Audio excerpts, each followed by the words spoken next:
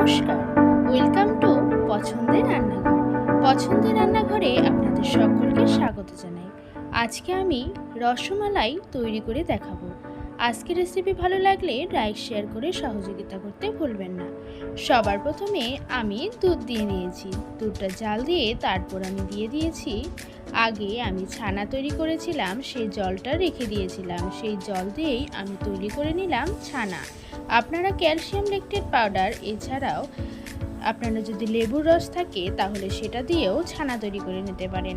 দেখুন খুব সুন্দর ছানা হয়ে গেছে। এবার আমি একটি পাত্রে সাদা কাপড়ে নামিয়ে জলটা খুব ভালো করে ছাড়িয়ে নেব। তারপর ছানাটাকে ভালো করে জল দিয়ে ধুয়ে কিছুক্ষণ রেখে দেব। ছানাটা যতক্ষণ ঠান্ডা হয় ততক্ষণ আমরা এখানে তৈরি করে নেব মিষ্টির শিরা। এখানে দিয়ে দিয়েছি আমি 1 বাটি চিনি আর দিয়ে দিলাম 4 কাপ পরিমাণ জল। এবার এটাকে খুব ভালো করে জাল দিলেই তৈরি হয়ে যাবে মিষ্টি রস। তারপর আমি যে ছানাটা তৈরি করেছিলাম সেটাকে হাত দিয়ে খুব ভালো করে ম্যাশ করে নিতে হবে। আপনারা চাইলে চামচের সাহায্যেও ম্যাশ করে নিতে পারেন, কিন্তু হাতের সাহায্যে ম্যাশ করলে জিনিসটা খুব সুন্দর হবে। যতক্ষণ না ছানাটি মোলায়েম হয়ে যাচ্ছে ততক্ষণ পর্যন্ত ছানাটাকে কিন্তু এভাবেই হাত দিয়ে চেপে চেপে মেখে নিতে হবে।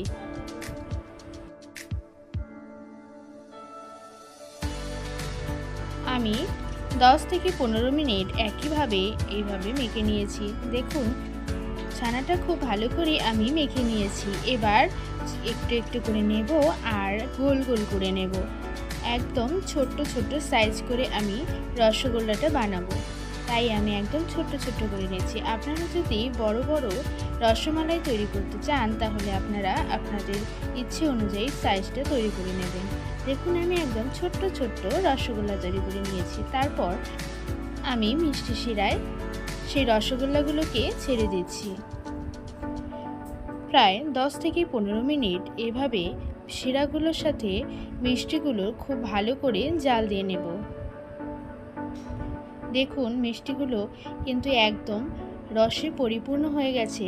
এবার আমি কিছুক্ষণ ছেঁকে রেখে দিয়ে আমি দিয়ে দিচ্ছি কড়াইতে দুধ আর দিয়ে দিচ্ছি 3টে এলাচ। আপনাদের যদি এলাচের গন্ধ ভালো না লাগে তাহলে আপনারা এটাকে অ্যাভয়েড করতে পারেন।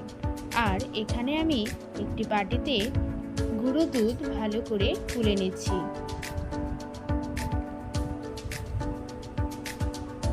তারপর আমি এখানে দিয়ে দিলাম সেই গুঁড়ো দুধ।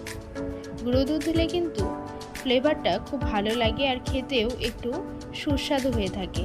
আপনারা অবশ্যই এই গুঁড়ো দুধটা দেওয়ার চেষ্টা করবেন। তারপর আমি ছেড়ে দিচ্ছি সেই ছোট্ট ছোট্ট রসগোল্লাগুলো। এবার বেশ কিছুক্ষণ জাল দিয়ে নিলেই তৈরি হয়ে যাবে রসমালাই রেসিপিটি। আপনারা বাড়িতে এভাবে তৈরি করে দেখবেন, আশা করছি ভালো লাগবে।